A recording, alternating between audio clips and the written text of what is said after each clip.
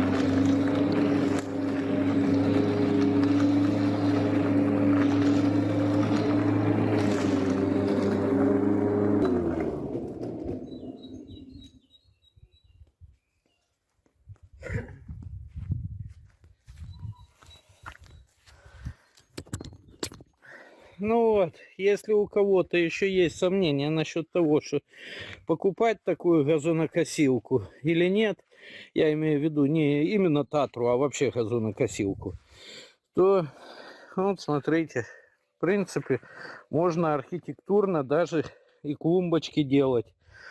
Вот эта черешня, она еще не распустилась. Вокруг нее прекрасно проходить. Цветочки, если правильно посадить, тоже можно будет проходить. Вон, видел. Ну, сейчас доделаю весь этот участок. Вот давайте покажу еще. Тут высокая трава. Ну, на коленке. Вот так. Чтобы видно было. Ну, где-то сантиметров 30-40, наверное, если не больше. Сейчас мы ее зафигачим.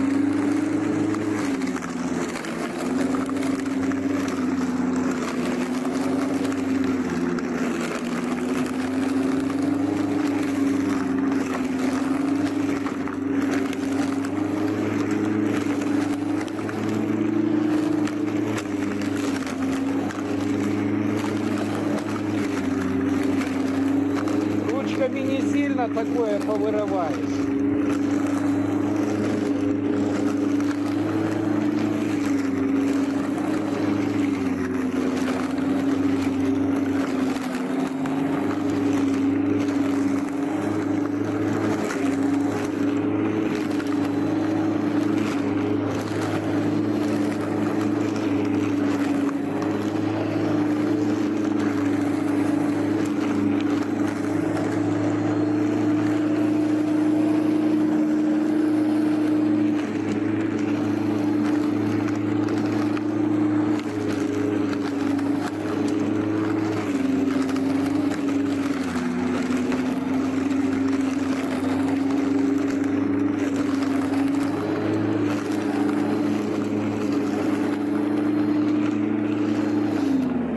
Сейчас буду работать на результат. Это все мне надо сейчас пройтись, этот палисадник, блин, чтобы его облагородить, чтобы он превратился вот в такой вот. А потом еще травка вырастет, тут вообще сказочно будет. Детям играть во что угодно и так далее. Ну, сейчас посмотрим на окончание. Тут я специально оставил кусочек. Вот этот. Вот видим, тут цветочек. Это для тех, кто боится, что там, если неровности какие-то, то газонокосилка не будет срабатывать. Ну вот, смотрите. Это вот, она падает. Это бордюр. Где-то сантиметров 5. И ножом не цепляет.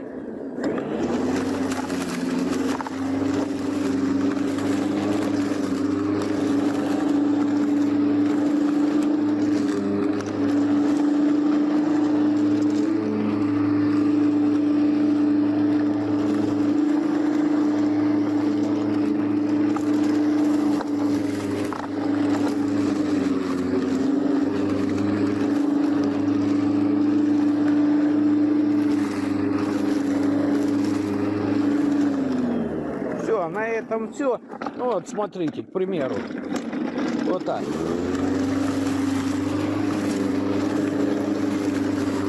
Одной стороной по бетону, другой стороной по траве.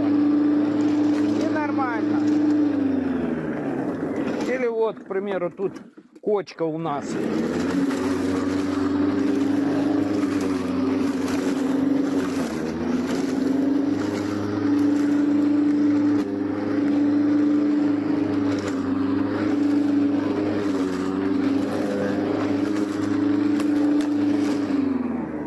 Так, где-то. Продолжаем. Я тут уже закончил. Сейчас покажу. Потом расскажу, какую лучше все-таки выбрать газонокосилку. У меня в этом опыт очень большой.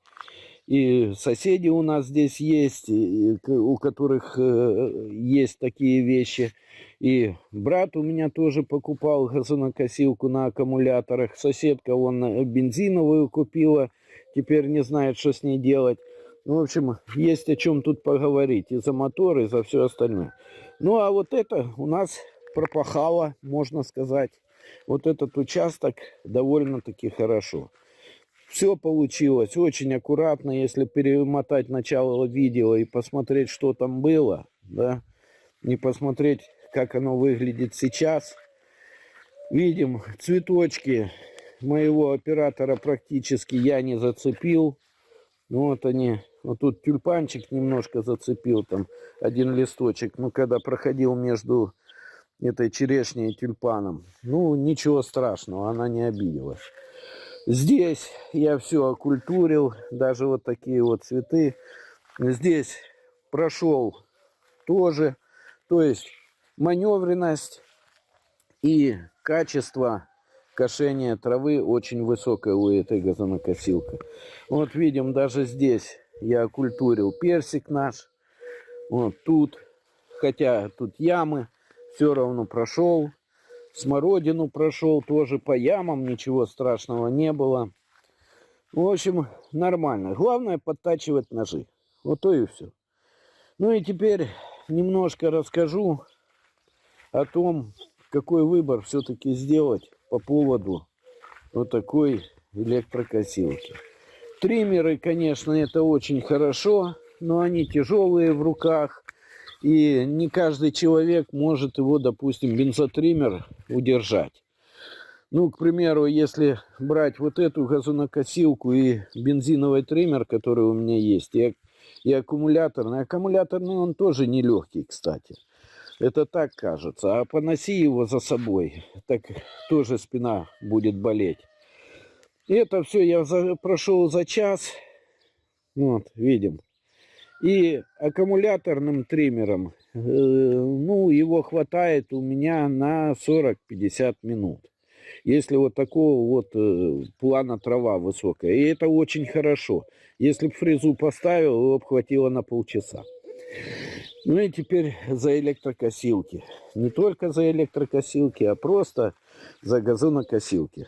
Во-первых, если вы пожилой человек или не имеете опыта там в ремонте или в обслуживании бензиновых двигателей, на бензогазонокосилки лучше не смотреть. У меня вон соседка напротив, вернее, зять ей подарил, купил бензиновую газонокосилку, и это просто что-то с чем-то. Я когда наблюдаю, как она ее вытаскивает с сарая, как она не косит, но очень маневренности по сравнению вот с этим нету никакой. Вот так между рядами пройти не очень сложно, потому что она тяжелая. И бабушка, там 70 лет ей, ну, не может этого сделать. В итоге я беру свою и помогаю ей своей вот такой вот электрокосилкой. Ну, это такое отступление. В общем, там нужен бензин, там нужно масло в этой бензогазонокосилке, это раз. Второе, ее надо дыркать, чтобы завелась. Третье, обслуживание, то не заводится, то свеча, то еще что-то. Ну, в общем, я так считаю, это не вариант. Да, если у вас там гольф-поле, то можно и бензиновой работать. Если нет вот таких вот участков, там, где надо поворачивать, рядышком проходить и так далее. Теперь второй вариант. Аккумуляторная. Ну, тут, конечно, слов нету. У моего брата есть такая, они на работу себе купили. И маневренность такая же, и все такое же. Но есть одно очень большое но. Она очень дорогая. Ну, это раз. Второе, там говорят, что ее на мало хватает. Ну, опять же, это зависит от того, что вы купили. Они купили штиль. Вот она у них работает где-то час беспрерывной работы. В принципе, вот этот участок я сделал за час. Той бы аккумуляторной газонокосилки бы на это бы хватило. Плюс там, если два аккумулятора, то и на 2 часа хватит. Но цена очень кусается. Ну и остается у нас среди всего этого электрокосилки. Неудобство одно, то что надо таскать за собой провод. В остальном все нормально. Маневренность, качество покоса и все остальное остается на высоком уровне. Но здесь есть опять-таки но. Первое. двигатель. Вернее, момент передачи крутящегося момента на нож. Ну, есть прямые, так скажем, с прямой передачей крутящегося момента, а есть с ременной. Ну, здесь лично мой опыт и моих друзей, которые с этим сталкивались. В общем, в чем суть? То разлетается защитная муфта, если прямой привод, то горит мотор. У меня в данном случае 2 года назад разлетелась и муфта, и сгорел мотор. И в итоге в сервисном центре, это через месяц покупки, в сервисном центре, я не буду говорить о фирме, мне сказали, что виноваты вы, и это будет стоить денег, вся замена. Ну, когда после небольшого скандальчика, в общем, они согласились, что они бесплатно это все поменяют и поставят на гарантию, но мотор и муфту защитную надо будет купить. В итоге я плюнул, так подумал, думаю, сейчас поставят, все сделают, и у меня опять начнется то же самое. Я ей давал очень хорошо жизни, тут я сознаюсь, да, действительно это правда. Ну и вот этой вот газонокосилки я даю сейчас намного больше дрозда, чем давал той. Ну и теперь посмотрим. Это у меня ременная передача. Вот видите, вот такой выступ. Вот здесь стоит ремень. Меняется он элементарно, я видео еще сниму по этому поводу. Буквально в течение получаса. Стоит ремень недорого. Моторы практически не горят. Ну, я не знаю, ну вот сколько у соседей есть. У меня, да, я не помню, чтобы мотор какой-то сгорел. Но есть одно, но пластиковый корпус иногда разлетается. Вон, видим, трещинка тут, вот трещинка. Вот, видите, вот здесь. Но это из-за того, что я тут и по камням, и почему зря не ухожу. Ну, вынуждена, так скажем. Если бы у меня все было вот такого вот плана, это одно. А у меня тут очень много и вот такого плана, и там гравий кое-где лежит, и надо проходить. И поэтому оно иногда так разлетается. В общем, тут такое дело. С прямым приводом газонокосилки стоят немножко дороже даже. Наверное, за счет мотора. Там обычно есть моторы асинхронные, а есть роторные. Вот с асинхронным мотором она почему-то дороже. Отличить их практически невозможно, ну только разве что по весу. Ну и опять же, по весу, ну, могут стоять утяжелители. Поэтому это надо все узнавать уже у продавца. Если скажет правду, хорошо. Если не скажет, это уже ваши проблемы. Здесь отличить ременную от этого можно простым способом. Я сейчас показал, есть вот такой вот выступ, где стоит ремень. И еще один нюанс. Вот это вот такая вот у нас для травы контейнер вот такой. Есть пластиковый полностью, а есть комбинированный. В общем, комбинированный, как по мне, так лучше, потому что вот у моего знакомого, опять же, полностью пластиковый этот, и он немножко разлетелся. Пошел косить, попал камень, видимо, даже и не начал косить, что-то такое, попал камень и пошла трещина. Ну, мы-то там его запаяли, ничего страшного, но есть такой нюанс. И вот эти вот, они все-таки как-то полегче. Ну, я не знаю, и проще в обслуживании. Если даже что-то попало, ну, за 2 года нигде ничего, никаких дырок нету. Хотя эксплуатируется вообще нещадно.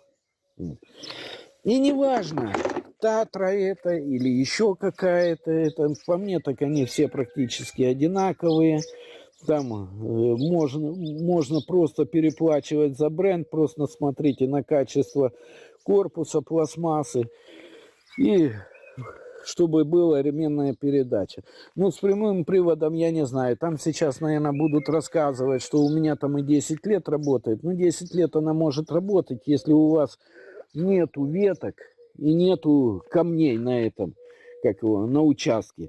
Нету вот таких вот ям, где нож может зацепиться, блин, и в результате разлетается и защитная муфта, и мотор гаснет, так скажем. Ну, на этом вроде бы все. Такое небольшое познавательное видео. Ну вот, давайте покажу еще раз, что у нас получилось по отношению того, что было. Вот так. На этом все. Всем пока. До новых встреч.